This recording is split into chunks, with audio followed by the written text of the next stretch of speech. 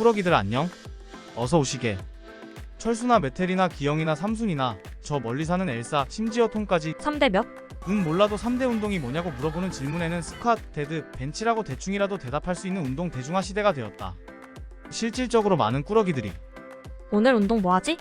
라는 생각과 함께 무의식적으로 3대 운동이나 해야지라고 많이들 말하지만 제대로 된 자세에 대해 알지 못해 부상을 많이 당하는 운동들이기도 하다.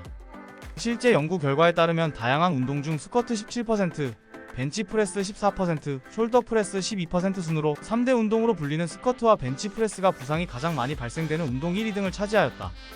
또한 스쿼트 운동 시 허리 부위에 가장 많은 부상이 발생되는데 이는 상대적으로 쪼그리고 앉을 때 척추가 생체 역학적으로 관절 중 가장 취약하기 때문이다. 해당 내용이 스쿼트라는 운동의 문제점을 지적하는 것은 아니며 하체를 강화하는데 너무 탁월한 운동이 스쿼트이지만 꾸러기들이 제대로 된 자세로 운동을 하지 않는다면 신체 중 중요한 부위라고 생각할 수 있는 허리 부분에 부상을 당할 수 있다는 것을 말하고 싶은 것이다.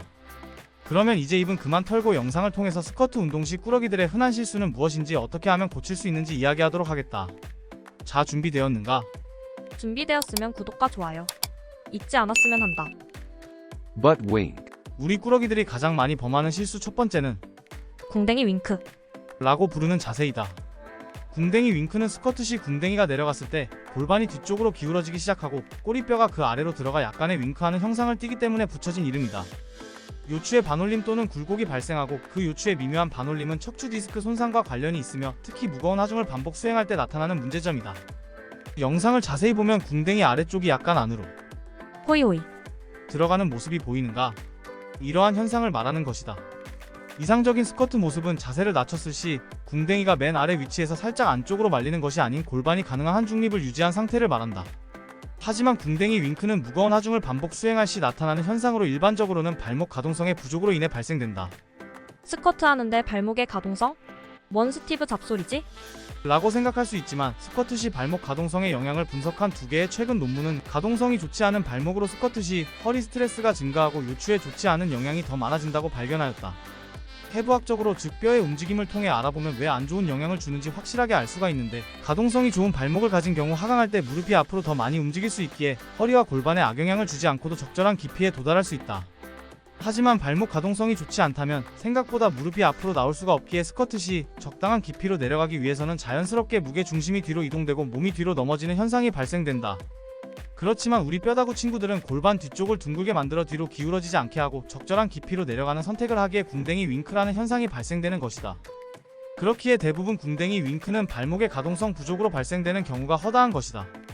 꾸러기들은 준비운동을 잘하겠지만 준비운동 없이 스쿼트를 진행하였다고 하면 당연하게 궁뎅이 윙크가 발생될 것이다. 제대로 된 스쿼트를 위해서는 발목 가동성 스트레칭을 기본적으로 꾸준히 해주어야 하며 스트레칭 후 스쿼트 진행 시 자세에서 윙크가 발생된다면 발 뒤꿈치에 덤벨을 두어 진행하는 것을 추천한다. 이렇게 항상 기본적인 스트레칭을 강조하는데도 하지 않는 꾸러기들이 많을 것이다. 이런 꾸러기들을 위해 제안하는 방법은 더 넓은 자세를 사용해 스쿼트를 하는 것이다.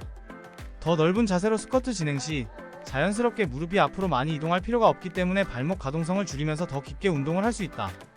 또한 중량이 있는 스쿼트 진행 시 딥스쿼트보다는 깊이를 제한하여 진행하는 방법이 있으며 이 선택 또한 좋은 운동이 될 것이다. Good morning squat. 일반적인 스쿼트라고 하면 일어났을 시 바가 몸을 따라 수직인 위아래로 이동해야 하기 때문에 가슴과 엉덩이가 거의 같은 속도로 올라가야 한다. 요래요래. 하지만 일부 꾸러기들은 가슴보다 훨씬 빠른 속도로 엉덩이가 먼저 솟아오르기 때문에 바가 앞으로 이동하고 상체가 과도하게 앞으로 기울어지는 굿모닝 스쿼트라고 불리는 현상이 나타난다.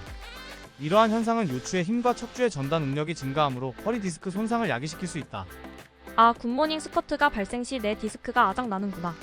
라고 쉽게 이해하면 된다. 여하튼 이러한 현상을 방지하기 위해 일어나는 동안 가슴을 꼿꼿이 유지하고 궁뎅이가 뒤로 쏠리지 않도록 하는 데 집중해야 한다.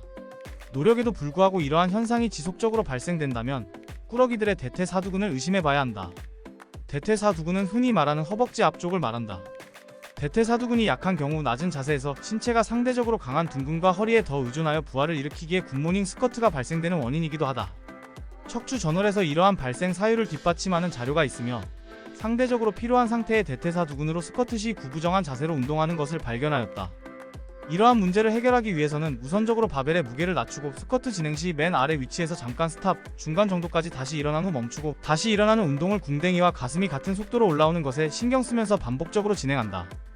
Breathing, humha humha.